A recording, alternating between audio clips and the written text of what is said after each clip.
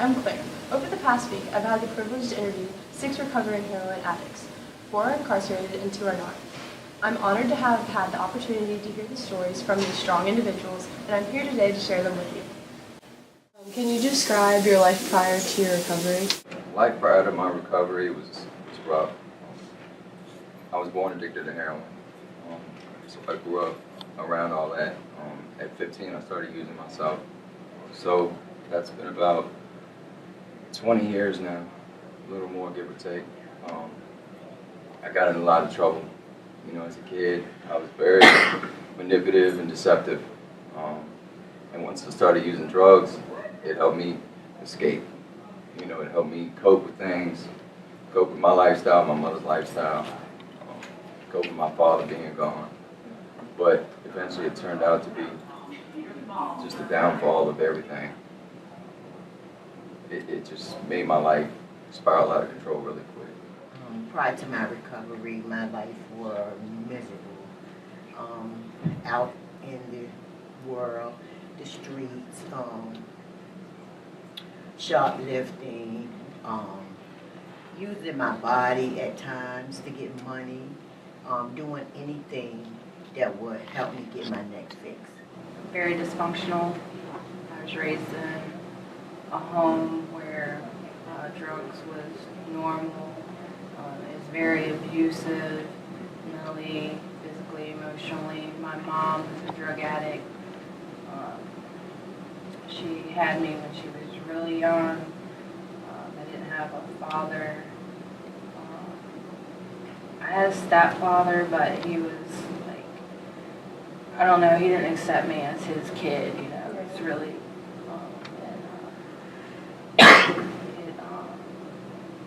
I did a lot of crazy things. I was really very careless. I didn't take into consideration anybody else's feelings but my own. I did things that I didn't want to do, that I said I'd never do.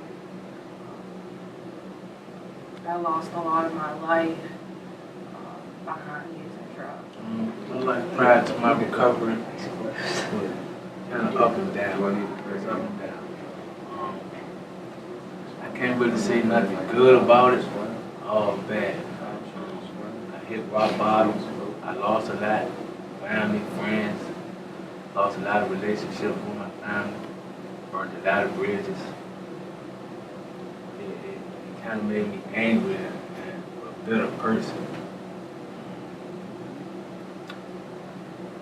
It ended me in and out of these walls plenty of times. Just not nothing good. I never could be successful when I was using. I started abusing heroin when I was 15 years of age. And I started out by a form of being curious. But once I started, it was like the ultimate high for me. I think that was my first love. And once I recognized that it was the ultimate painkiller for me, because of some trauma that I experienced coming up as a young girl, I continued to do it every day. Every day. I just wanted this feel that high every day of my life. And I chased it every day. And I had older people in my community that came to me and told me that that was not the right thing to do. I was going to ruin my life. I was headed for self-destruction, and I didn't believe them. So from my first use at the age of 15, it has been an endless just loop of horrific events, circumstances, jails, institutions, near-death experiences as far as using heroin. My life prior to my recovery, hectic, chaotic, difficult, depressing, a whole bunch of adjectives I could continue on. But life is hard when you are in an addiction, right? You don't know what tomorrow holds. You don't have any plans. It's minute to minute type of thing. So your life is just all over the place. It's not any direction in it. And like I said, you're just living from day to day, wanting to get out of that particular lifestyle, but not really having an idea or a plan that you can format to get out. You know, so it's just a difficult time in life. And I don't think that's just for myself. In fact, I know it wasn't. It's for anybody that's addicted to and using drugs. How did your use affect your family and friends? Adversely. Everyone that is connected to a person that's in an addiction suffers. They, because people that support you, love you, and want your life to be different, have a difficult time relaying that message to you without fear of alienating you. So these people, your family members, your friends that want to see a change in your life, have a difficult time simply because of that. And they have a difficult time being around you because they don't like seeing you that particular way. And yet they know that any attempt to portray information to you that you are not ready to accept yet may alienate you away from them, may cause you to run away from them, and then there's really no way that they can help you. So it affects all of them. Yeah. Can you describe your recovery journey? My recovery journey is probably longer than any of you are old. Because it was over a period, I used over a period of 40 years. I started way back in high school. And it lasted for the next 40 years, on and off. Difficulty, having good times, feeling like times were better, and then going into a valley when times were worse. And each time that you regress, you go farther down. And sometimes you get discouraged. And without support and without others still being around there for you, it can be very, very difficult because you aren't, or you don't have, you never find a way back. And it's always a fear of that, not knowing whether you're going to find a way back. So it's difficult. How old were you when you first started? I was very young when I started smoking weed, and I was like 15, and it just progressed to the next drug until it was heroin, all the way to heroin. My mom would give me liquor when I was like in my toddler ages. That was to, put me to sleep. But I was 11 years old when it was normal. My mother smoked pot with me when I was 11 years old. She bought cigarettes for me. By the time I was 14, she bought liquor for me on the weekends. And she just didn't really care too much about what I did. But using drugs was like a bonding experience for me and my mom. Otherwise, our relationship was really strained. Like, before I started using drugs with her, she didn't really, spend time with me. Like, we didn't go shopping, we didn't talk about boys, we didn't talk about school. When I started using drugs with her, that's when we started getting close. When I first started using, I was like 14, 15. Trying to fit in with others, because I came from a nice home, loving family. Through my drug use, I burned it out bridges. How did your use affect your family and friends? my use affected my family and friends. They stopped trusting me. They stopped trusting me. I can't really say my family turned their backs on me. They just showed me tough love from a distance. They really didn't want me around because they didn't know whether or not I was going to take something from them to use. It just made me a nasty person. Like, nobody want to be around me. When I was a teenager, I was curious and I was around older people and I was like, I want to do that, I want to try that. And at first they was like, no, no, no. But then once I kept saying it, they eventually gave in. So I was curious. I just was like, why they looking like that? I want to feel like that. So that's how that happened. It was, I grew up in Churchill, and I went to Armstrong High School. And I didn't use drugs all the way up until my senior year. And it wasn't a progressive type thing, because heroin was the first drug that I used. I didn't use marijuana and then graduated to such and such and such and so on.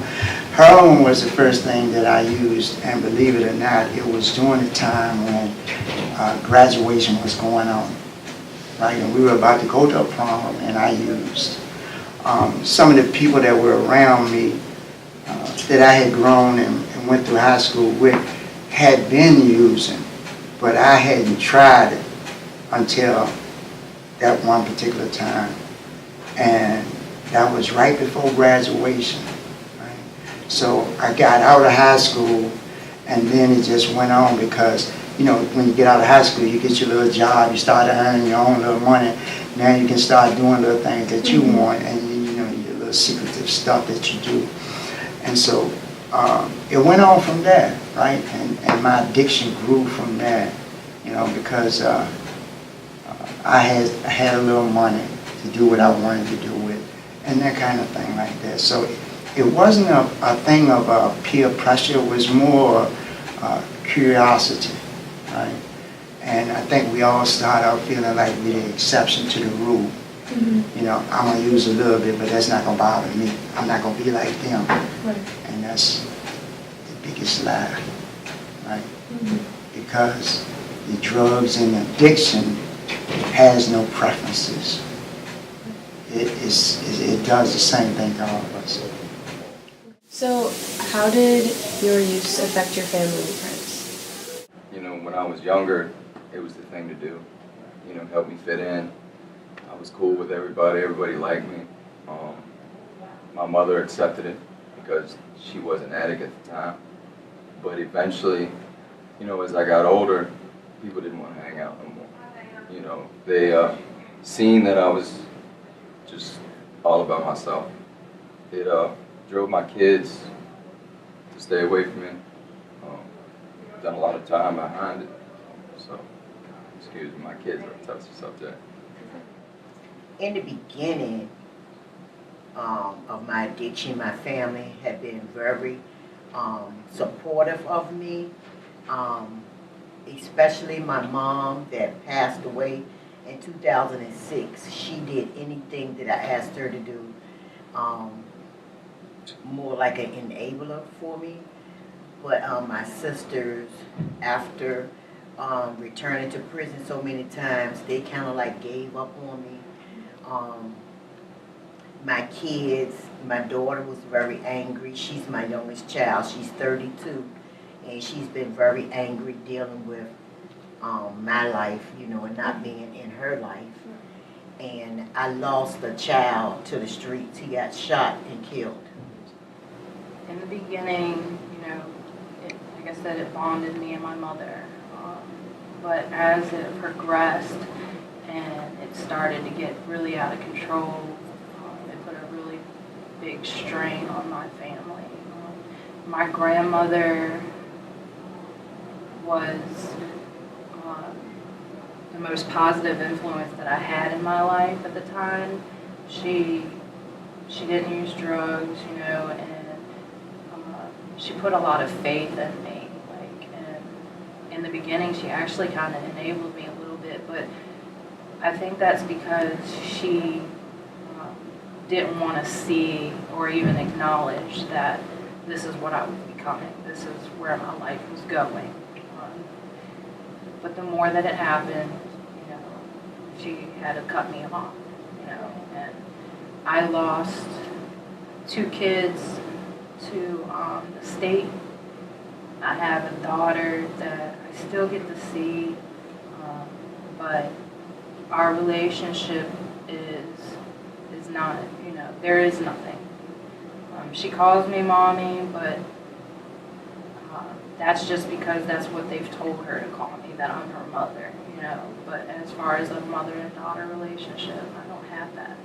You know, I don't know who my daughter is because I've spent so much time incarcerated, and when I'm not incarcerated, I'm not even home. Friends, I had no friends.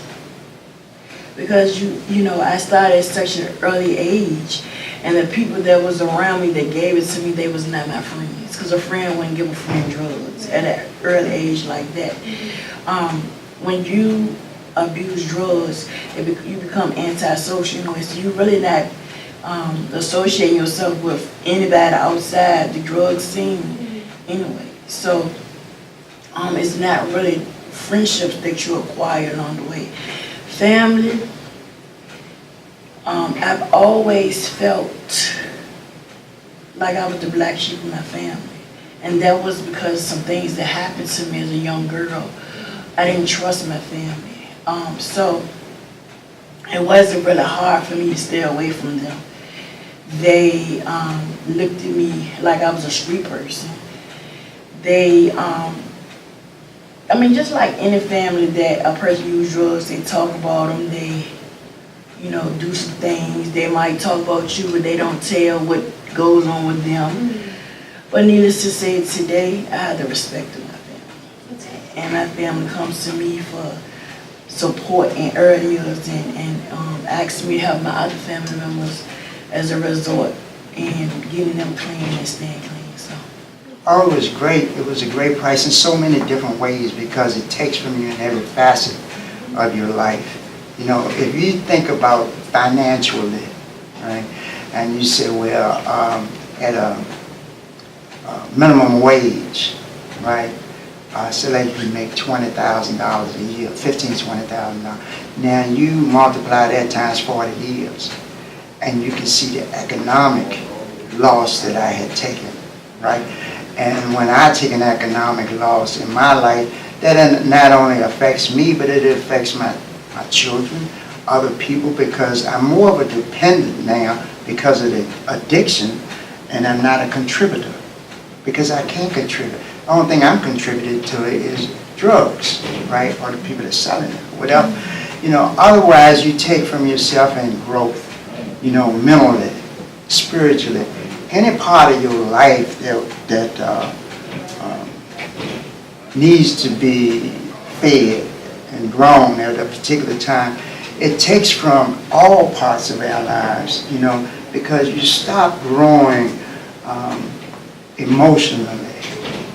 You start growing mentally and spiritually. So it takes from you in every facet of your life. And I know I lost, and it's not for, and I say this, for the grace that we all have, you know, and some other things in my life as far as my family and support, you know, I would be, never made it back this far. So it takes a lot. So, describe your recovery journey. How was that? Well, I got locked up January 18th of 2016, and I feel like I got rescued because I was just doing everything and anything to survive. I got put in the RISE program, and in the RISE program I learned that I had, you know, a lot of behavioral issues. I had to face those issues. I couldn't run away from them. It's been pretty good. You know, I feel better. I'm healthy. Got my weight up. It's been hard at times learning how to follow rules because that's been a major problem for me on the street. I don't follow anything. But when I'm incarcerated, I tend to do very well. And So I gave this program a try because it's like home incarceration, like some probation people, still by your side. Right, yeah. I've spent every year incarcerated since 2011. I'll get out and for a few months, and immediately I'll go straight back to using. And I've always said every time I come to jail, I go to the program, and I'm completely open and honest about it. Tell them, hey, when I go home, I'm gonna get high. Because I wasn't ready. But this time, it was just, it's something. I guess I'm just actually tired. I'm looking at things a lot differently now. I see the pain and the damage that I've caused and that I'll continue to cause if I don't change things. And it's not just not using. It's my entire demeanor. It's my personality, my behaviors. Everything in me has to change. It's good. It taught me how to be responsible. It taught me some self-discipline. In the beginning, it was rough because my emotions and feelings started coming back. I started seeing me for who I was at the time, and that wasn't a peaceful sight. But, I really enjoy it though. I enjoy the way I feel, the way I look now, and teaching me how to be responsible. Okay. My first recovery, I was 18 years of age. I didn't believe that I was an addict. If somebody said you was an addict, that would be my response. You are not me. I couldn't identify. I was in treatment at 18. I couldn't identify with the women that was in the circle with me because they was doing some things that I have not yet experienced. So of course I wasn't like them. So I compared myself. And what I found was that I wasn't ready to stop using drugs, so I continued to search, and I continued to use, and all those things that I didn't do before I started to do.